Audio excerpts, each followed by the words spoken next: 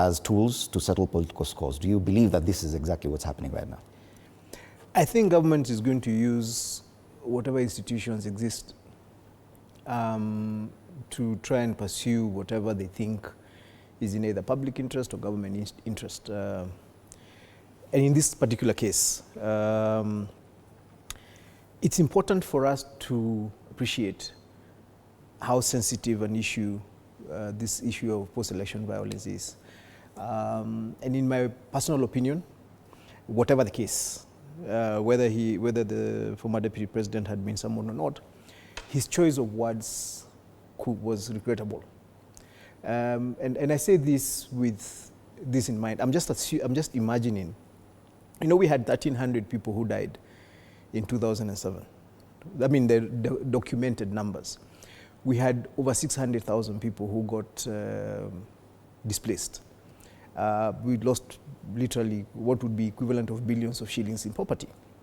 Now, I'm trying to imagine, because those people, a lot of them, either them or their children, are still alive, and they listen to somebody with the political influence that Rigathi Gachagua has today, saying that there is a possibility in whatever circumstances. You know, I've had a lot of people, and I'm sure even Bai is going to make that argument, that he qualified that statement by saying, if the IEBC mismanages the election, 2007 will look like a Christmas party.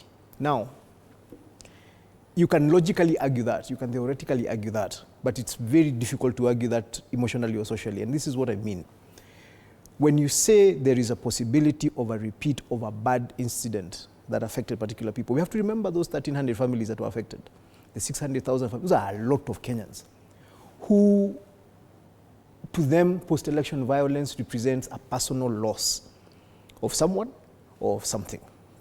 Now, we as politicians, and here I'm going to put myself in Sosion, and even Bai is a politician, we as politicians have this thing of imagining that what is important to us is the most important thing to this country. And this is what I mean.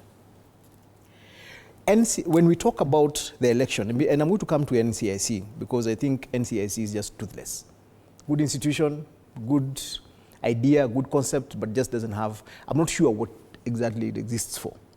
But we as politicians have this thing of saying, if I don't get it, then everybody doesn't get it. Or there is a reason. Because I have lost an election.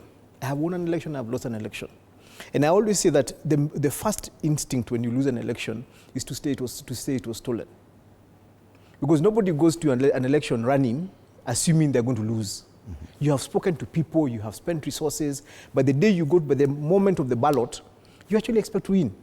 So when the results start coming out and you lose, the first reaction is like, all those people I spoke to can't have lied to me, so these guys must have stolen this election. Now, if at that moment in time, I have the power to declare that election stolen, and I have people who will hear me because they don't know anything else. I'm the leader who they were voting for, and I wake up and I say this election was stolen, IEBC mismanaged this election.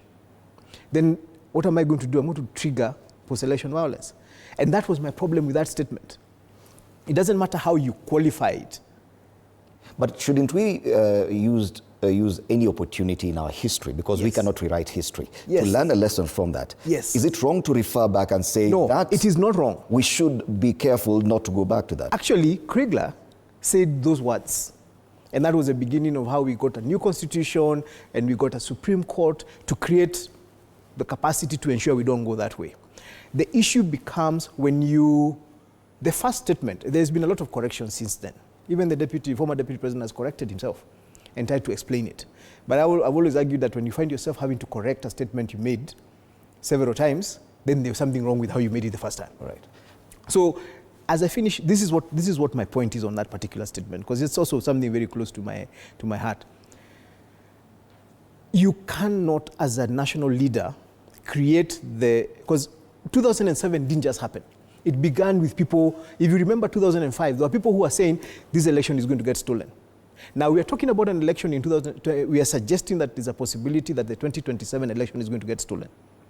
The process hasn't even begun. So when you start saying that if it is stolen, there will be violence that will be worse than 2007, what you're actually doing is starting to set a stage for that conversation to happen without defining what does stolen look like. Don't you feel like we're walking on eggshells here, that we shouldn't, there are things we shouldn't touch, we shouldn't talk about the post-election violence? I am not suggesting we shouldn't talk about it. What I'm suggesting is, as we speak about it, we need to borrow the lessons from there, including how not to be reckless in the conversations we make. Isn't that what the former deputy president was talking about, that we need to be careful? Kenya, the Constitution of Kenya 2010, in its wisdom, and is one of the best constitutions, created Chapter 15 independent constitutions.